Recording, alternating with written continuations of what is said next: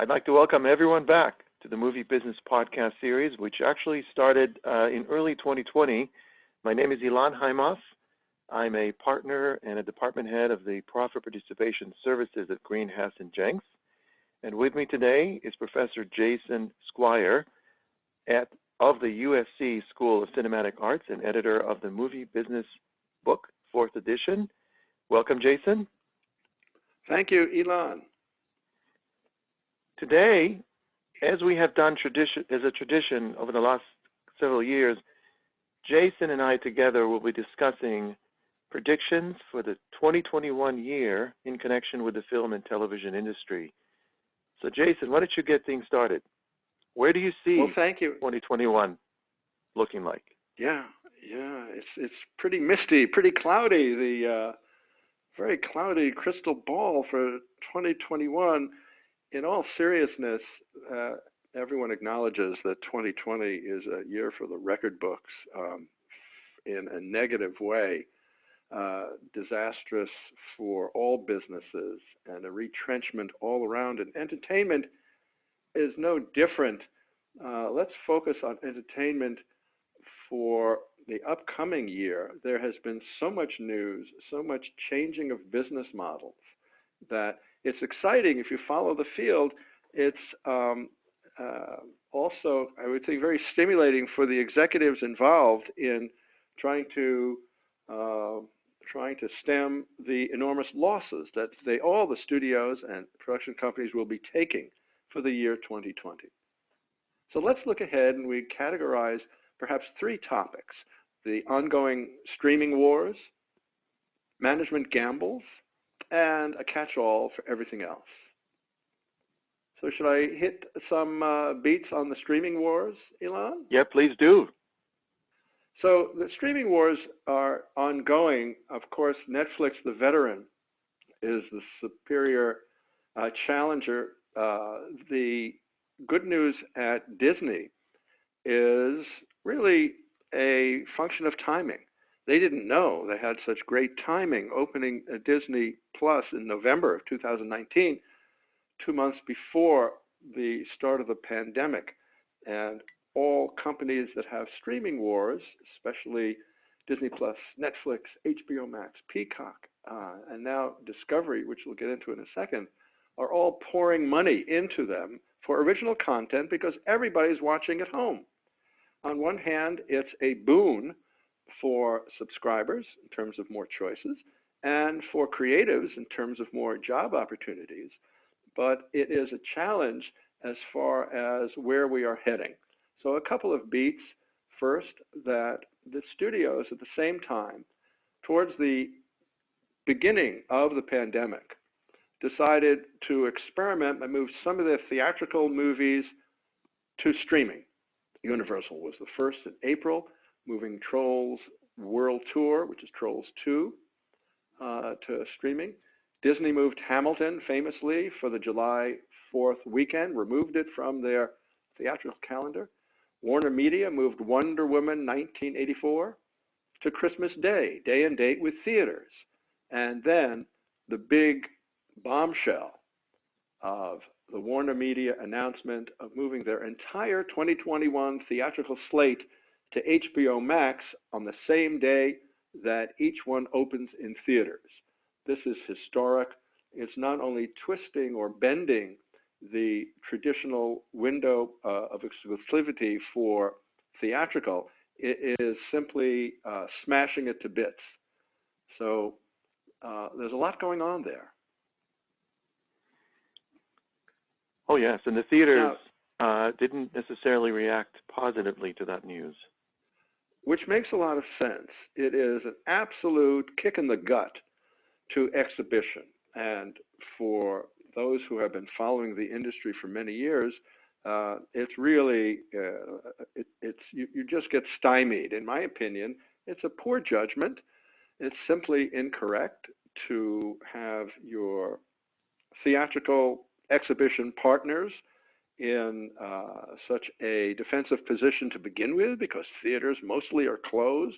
More than half of theaters in North America and many theaters around the world are closed because of the pandemic.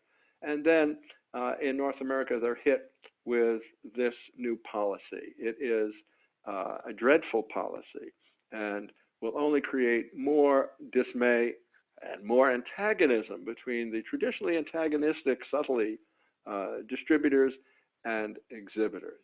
It's quite serious. And then, in terms of streaming, there are some new players coming up. They may be a little too late. The reason why Warner Media apparently is doing all of this feeding of HBO Max is because they are really behind the eight ball in terms of subscriber numbers. So it's turned from a theatrical grossing race to a subscriber number race. So that is the watchword. Netflix subscribers are just fine at 195 million worldwide, a low churn, so they keep most of them. Disney Plus just announced a really higher than expected number worldwide of 87. HBO Max, only about 8 to 9 million, with another 28 million eligible via HBO. So they are suffering. So this seems to be the reason for Warner Media to shift all of the theatrical product online. Looking forward, of course, we also have Peacock, which is in place at around 26 million subscribers. Discovery is going to be opening in 2021, and Paramount Plus. And can I just make a beat about Discovery Plus that starts January 4th?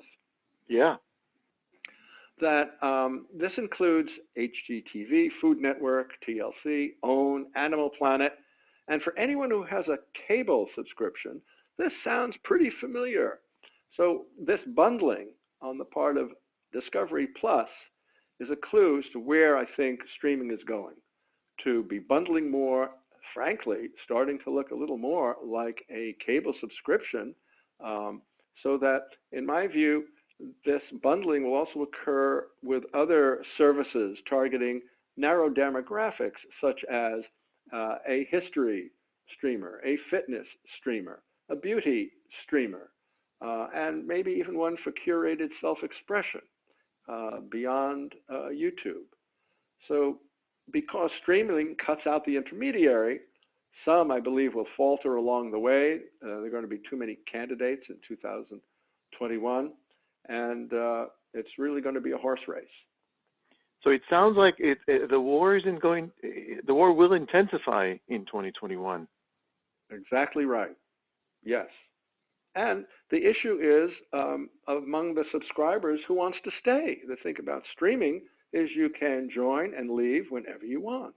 The question is who stays, and once theatrical returns, which in my view is another year away, how much will that affect the habit that's established during the pandemic, the habit of watching on your streaming channel? Then there's a question of cost.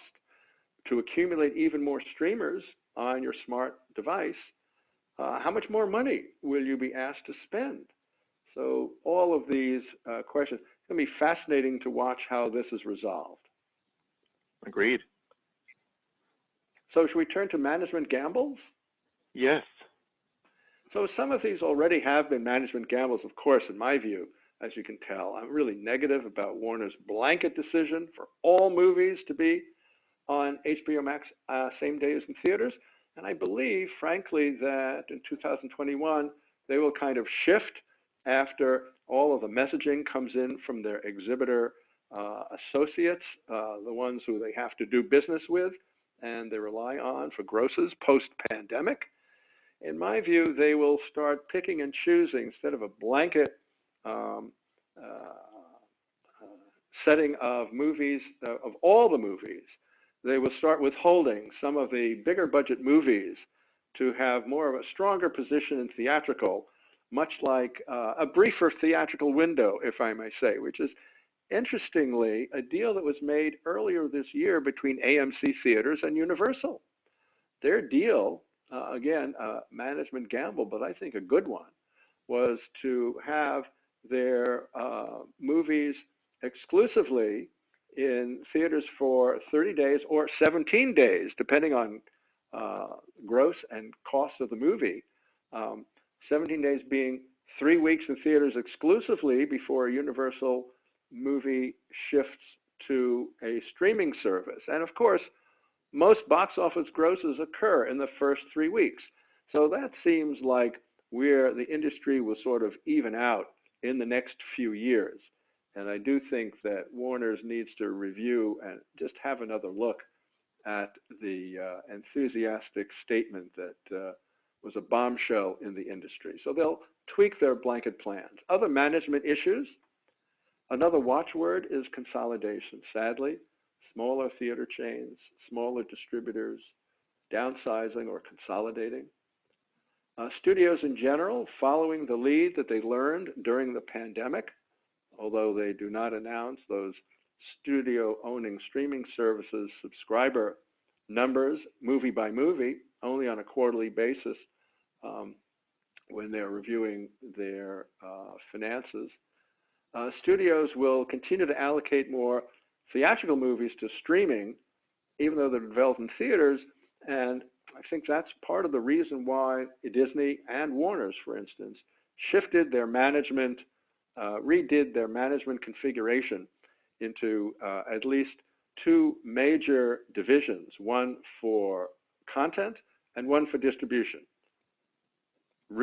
eliminating the silos that have built up whenever a new format emerged during the last 30, 40 years. So I think more studios will adapt the Universal model of streaming theatrically for 3 weeks and then doing day and date with, excuse me, I should restate, the model of streaming and theatrical, but only after the 3rd week of exclusively being in theaters will they go day and date with a streaming service. So just to review, in my view, the best way to proceed would be the Universal model that starts in theaters for 3 weeks and then shares the theatrical window with a streaming service window after that. Sadly, also, more, yes, go on. So really, if I'm hearing you correctly, the Warner team may need to pivot and adapt and adjust as we slowly but surely get out of the pandemic and theaters begin to operate, reverting to the Universal model, as you say. That's my sense of where it's all going to be played out. And as you've already noticed, it would be at the end of 2021 when some of the bigger movies had been slated, some of the bigger Warner movies had been slated for theatrical only. So let's see whether they rethink their program over the next 9 months. A couple more beats under management gambles, more layoffs, sadly, more people working from home who will not come back in 2021. MGM, in my view, will be in play as it has been before, or start their own streaming service. They have a fabulous library, including the United Artists Library. Another choice might be for turning to Lionsgate. That Lionsgate could be purchased by some larger company like Netflix or even Apple, if Apple is really serious about their content business. I'm not quite sure that they are. So the net impact is another sad Christmas of 2021, even if more theaters open and allow more capacity, the business really won't return to the new normal until 2022.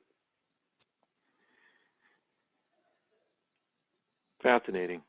Anything else that comes to mind, Jason?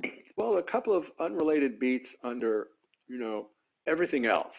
I think that there will be a return to net neutrality, which in my view is a really good thing. The breakup of Facebook on the horizon, the government has already announced, will be interesting to follow, and I think will result in divestiture of some of their major holdings. Can Google and Amazon be far behind? I don't think so. I think they will be targets of regulatory review. Then there's the question of some kind of liability insurance for movies. must be developed. I'm sure there are a lot of conversations in order to mitigate COVID losses. It's a tough thing to devise, but producers need more confidence in terms of insurability, and all this comes under liability. And frankly, finally, more inventive content due to the pandemic. Some YouTube amusement will take hold and become, as it sometimes does, enormously popular in on an unexpected level. So for content, it is an exciting year to look forward to.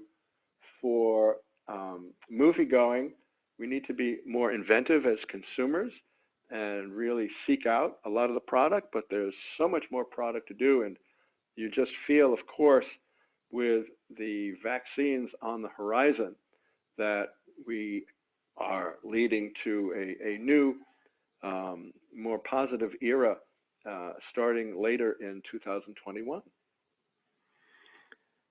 This is thought-provoking, fascinating, and at the same time exciting, especially on the content side. I was just, if I'm the producer, if I am the talent, maybe this is the time that things are just going to get busier for me.